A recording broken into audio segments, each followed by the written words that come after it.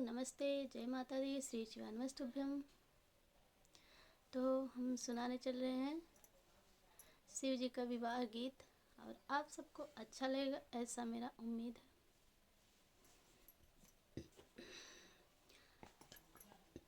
काशी नगरिया से अइले महादेव, गौरा हनली बजर के वाड़े हो।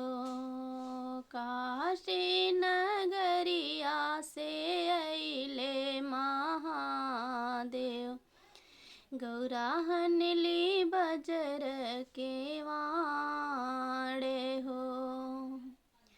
खोलो नए गौरा बजरा के वड़िया, खोलो नए गौरा बजर के वड़िया, तोहरा महादेव ठाड़े हो।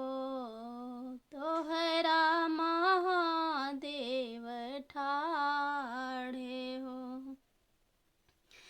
एक हाथे गौरा हो खोलली के वड़िया, एक हाथे गौरा हो खोलली के वड़िया, दूजे हाथे पोंछली आंसू हो। एक हाथे गौरा हो खोलली के वड़िया, दूजे हाथे पोंछली आंसू हो। किया तो है गौरा हो माई दुख दिहली, किया दुख दिहे मोरा बाप हो। किया तो है गौरा हो माई दुख दिहली, किया दुख दिहली नी बाप हो।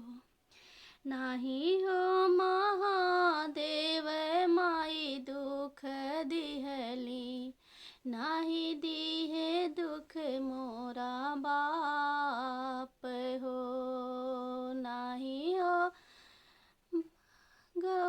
महादेव माई दुख दिहली, नाही दुख दिहले नी बाप हो।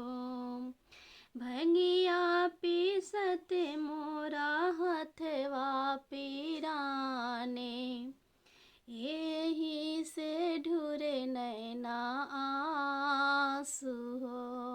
भंगिया पीसत मोरा हथवा पीराने, यही से ढूरे नैना आंसू हो।